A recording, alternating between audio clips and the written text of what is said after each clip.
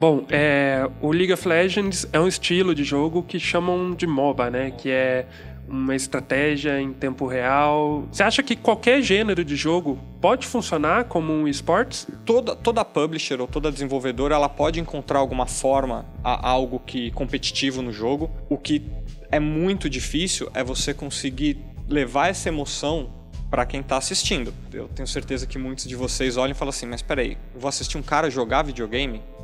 Como assim? Transparecer essa emoção é um grande desafio, porque realmente é um estilo diferente. Então, na hora que você consegue tirar a estratégia, tirar a habilidade pessoal da pessoa e botar isso no ar, aí você consegue cativar quem está assistindo a falar, não, peraí que agora vai acontecer um negócio bom, peraí, deixa eu ver se ele vai conseguir fazer isso.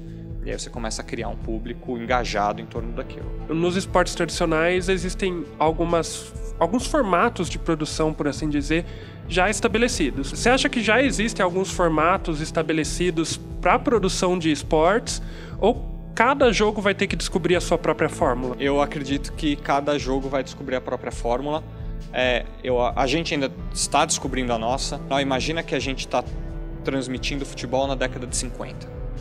Naquela época as pessoas viam, né, de alguma forma alguém captava aquilo e alguém assistia em alguma forma e falava assim, tá, e o que mais eu posso fazer? O que mais eu posso fazer?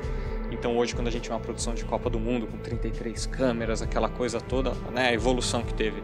Então acho que a gente ainda está muito no começo para falar que já tem uma fórmula estabelecida, acho que ela ainda está em evolução e obviamente o estilo de jogo muda muito. Eu acho que uma das principais coisas é o modo espectador do jogo. Então, para vocês entenderem o que seria o modo espectador. No League of Legends, eu tenho 10 jogadores, 5 contra 5. Eu, jogador indivíduo, vejo a minha tela. Eu vejo onde o meu personagem está. Vocês que estão em casa, vocês conseguem ter uma visão de onde estão os 10.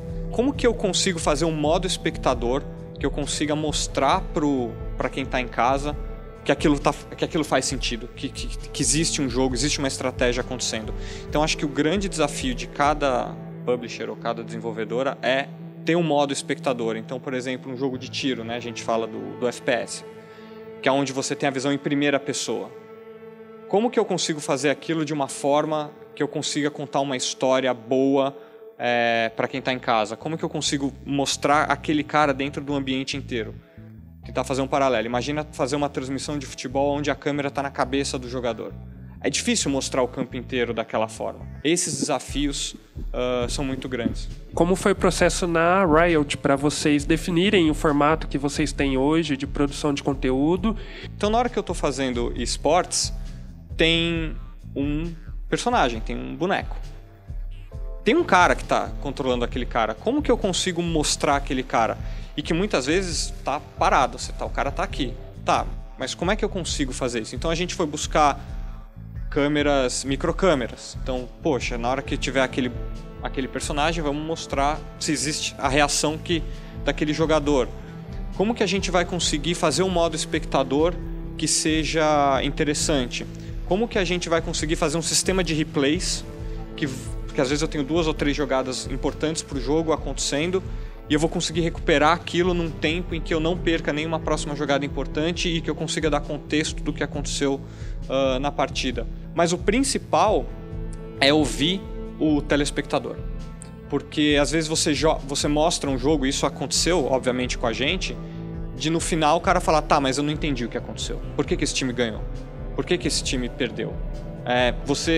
E o cara que joga muito, o cara que conhece muito do jogo, fala assim, peraí, mas esse time não ganhou por causa disso, ele ganhou por causa de outra coisa que vocês não mostraram. Então a gente foi tunando muito a transmissão em cima do feedback do público. Para fazer esporte, você tem que ter bons personagens. Para você ter fãs, você tem que ter heróis. E para fazer isso, a gente tem que mostrar esse cara e mostrar ele acertando, ele errando, ele feliz, ele triste, enfim. Você pode citar alguns exemplos de programas, por exemplo, que vocês fazem para construir esses heróis, digamos, esses personagens? Para construir os heróis, a gente usa basicamente o tradicional. Então nós temos programa de mesa redonda, nós temos jornais, nós contamos as histórias, nós vamos na casa, conhecer a família, conhecer os amigos, conhecer a namorada, namorado, enfim. E mostrar o treino, e mostrar a decepção, o cara de cabeça quente, o cara feliz, o cara triste, enfim. Diferente do futebol, que você é um ser quase que inalcançável, no esporte esse acesso é muito mais próximo, então essa pessoa ela engaja muito com conversas com a comunidade, então a gente consegue entender o quão bom ou ruim está o momento dele junto à comunidade do jogo. Falando da forma de produzir e transmitir esse conteúdo, quais as principais semelhanças e diferenças do ponto de vista de complexidade técnica ou operacional da produção dos esportes tradicionais para os esportes eletrônicos? Pouca ou muita, você decide. Você pode fazer uma transmissão menor, com o equipamento que você quiser. Tem streamers que alcançam milhões em audiência com uma webcam. E como você tem grandes produções com caminhões e, enfim, todas as tecnologias disponíveis no mercado e até usando como experimento de novas tecnologias. Então isso é muito interessante porque não tem olha, você tem que usar tal câmera, você tem que usar tal switcher, você tem que ter tantos, o teu switcher tem que ter tantos ms, tantas saídas, o teu áudio tem que ser assim assado. Não, você decide. As empresas de games, as desenvolvedoras e as publishers não são empresas de transmissão. É diferente do que a gente está acostumado. A gente está acostumado a trabalhar em empresas de transmissão, que sabem o que a gente faz. Na hora que você chega para uma desenvolvedora e fala assim, olha, eu vou precisar de um sistema de replay que custa tanto, eu vou precisar de um... Para quê? Mas para que isso serve? Então, você passa a ter um trabalho de educação dentro da empresa, de explicar o porquê que um switcher X é melhor que um switcher Y, sendo que ele custa 10 vezes o valor, e você vai ser questionado se ele vai entregar 10 vezes o valor. Mesma coisa com câmera, mesma coisa com áudio, microfone, enfim, você pode fazer a escala inteira. Cada formato vai buscar o próprio setup, mas que ele não é rígido. Nós já fizemos transmissões com equipamentos, muito legais que poucas emissoras usam, como a gente já fez coisas absolutamente simples. O principal é o valor que a gente está agregando ao jogador. O jogador em casa ele não está muito preocupado do equipamento, ele não quer saber. Ele quer saber se o jogo é bom, se o jogo é ruim, se a história é boa, se a história é ruim. Queria que você explicasse um pouquinho que tipo de infraestrutura de rede vocês usam para a transmissão dos jogos e se, por exemplo, o satélite seria uma alternativa.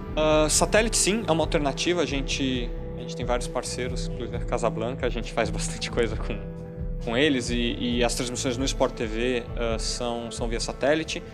A gente tem usado várias novas tecnologias, principalmente High Vision, para fazer ponto a ponto.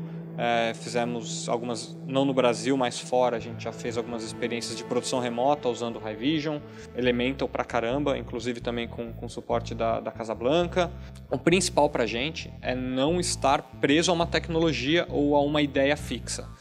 Se amanhã surgir um negócio que, cara, faz sentido para a transmissão, a gente consegue pagar e faz sentido para o público, para as plataformas, enfim, que a gente consiga inserir no nosso ecossistema, não tem problema nenhum. Outra parte bastante importante do esportes é a interação com os espectadores, os usuários e os jogadores.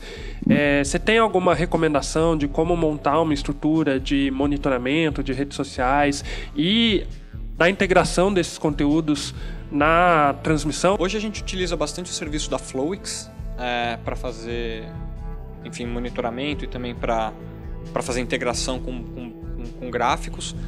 Existem várias coisas, novas tecnologias e vários formatos, principalmente fora do Brasil, de como a interatividade pode inclusive mexer na transmissão, mexer no jogo, enfim, várias coisas desse tipo. Então a gente faz um monitoramento de sentimento nas redes sociais, onde depois da transmissão a gente a gente olha um relatório de tudo que a gente fez, a gente divide tudo que a gente fez, qual que foi o sentimento em cada feature, desde um gráfico novo, desde um VT diferente, desde uma tecnologia de realidade aumentada, qual que foi o impacto disso. Queria recomendações suas de como um profissional de audiovisual deve se preparar para entrar nesse segmento de esportes. Todas as verdades que a gente tem de, cara, transmissão é feito assim, a câmera é essa, isso aqui é feito assim, não ter isso. Então estar aberto, ter muito respeito ao público, muito respeito ao produto, aquela coisa de olhar e falar, isso é um joguinho, isso vai fazer você não entrar no produto. Então limpar qualquer tipo de preconceito que você possa ter, tanto do produto como da nossa expertise de transmissão e tudo mais. Ouvir pessoas que às vezes não são da área, mas que trazem inputs e trazem visões que ajudam, que fazem com que a gente repense muito a forma que a gente atua no dia a dia. Hoje no Switcher a gente está acostumado naquela posição, né? O coordenador, GC, diretor de TV, áudio, replay, enfim. TI. Esse cara faz parte. É uma equipe única. Esse cara está na comunicação como numa transmissão tradicional a gente fala no master, você vai falar com a TI. Porque esse cara ele tem que te passar tudo. Inclusive, estamos começando a ter problemas de rede, estamos vendo que pode dar um problema, o stand-by caiu, enfim, tem vários pontos que a gente tem que ter a gente avisado antes para já se preparar. Então a comunicação ela é direta com toda a parte de TI e também com a parte de gerenciamento de liga. Então, juízes, quem dá o start no jogo, enfim, pessoal de regras, todo mundo ali é uma conversa única. Tem menos divisões e é um trabalho muito mais integrado das equipes.